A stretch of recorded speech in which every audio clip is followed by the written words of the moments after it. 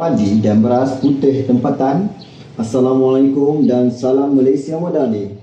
Kerajaan Madani telah menaikkan harga lantai padi daripada RM1,300 kepada RM1,500 bermula pada 16 Februari 2025 bagi menyokong pengeluaran padi tempatan.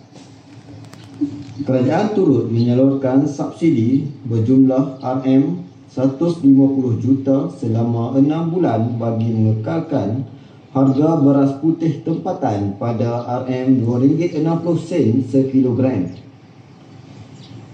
Inisiatif yang dilaksanakan ini bagi membela nasib pesawah seterusnya menstabilkan harga beras putih tempatan untuk pengguna serta menjamin bekalan beras putih tempatan di pasaran.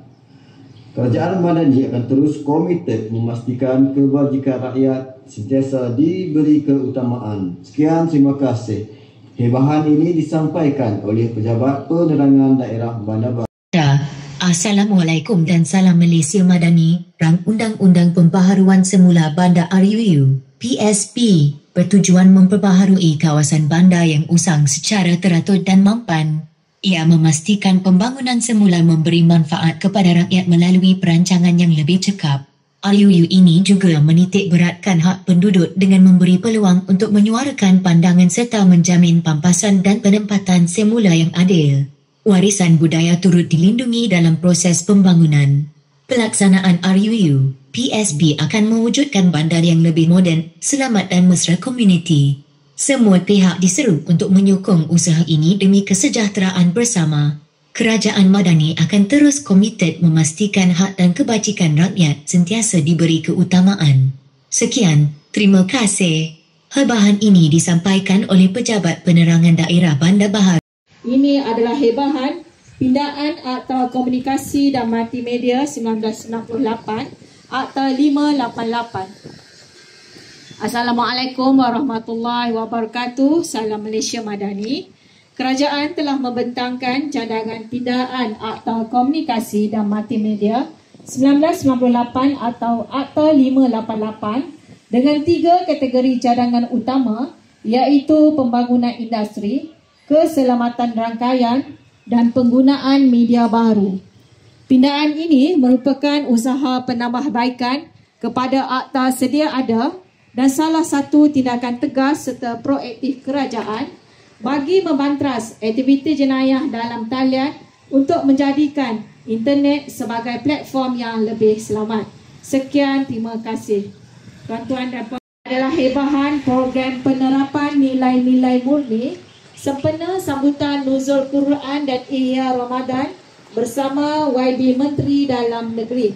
Assalamualaikum warahmatullahi wabarakatuh. Tuan-tuan dan puan-puan, jom hadir beramai-ramai ke program penerapan nilai-nilai murni sempena sambutan Nuzul Quran dan Ihya Ramadan bersama YB Menteri Dalam Negeri pada 18 Mac 2025, Selasa ini, bertempat di Masjid Al-Islah, Kampung Pematang Kerat Telunjuk, Bandar Baharu, Kedah. Program bermula dari jam 9 pagi sehingga 10 malam. Antara pengisian menarik yang diadakan ialah jom exchange Al-Quran oleh KDN, jom tukar Al-Quran lama yang uzur atau rosak dengan naskah baru, Mobile Mekar Jabatan Pendaftaran Negara menyediakan perkhidmatan pembaharuan atau gantian kad pengenalan, pemeriksaan kesihatan oleh KKM, kaunter zakat, pameran oleh PDRM dan AADK, program tadarus Al-Quran dan majlis khatam Al-Quran, majlis berbuka puasa bersama YB Menteri Dalam Negeri, sambutan Nuzul Al-Quran serta solat tarawih dan boreh. Jom datang beramai-ramai, kita semarakkan bulan Ramadan yang penuh barakah ini. Sekian, mesej ini disampaikan oleh Pejabat Penerangan Daerah Bandar Baharu. Wabarakatuh, tuan-tuan dan puan-puan. Ini adalah hebahan berkenaan dengan Belanjawan 2025. Tuan-tuan dan puan-puan yang amat berhormat Perdana Menteri, Datuk Seri Anwar Ibrahim telah membentangkan Belanjawan 2025 bertemakan ekonomi madani, negara makmur, rakyat sejahtera. Pembentangan belanjawan ini mengandungi 60 ikhtiar dengan 3 tumpuan utama, iaitu membugar ekonomi, menjana perubahan dan mensejahtera rakyat. Belanjawan terbaik ini memperuntukkan 421 bilion ringgit untuk memperkasakan rakyat dan negara. Untuk maklumat lanjut, sila layari laman web Kementerian Kewangan Malaysia di www.mof.gov.my dan belanjawan.mof.gov.my.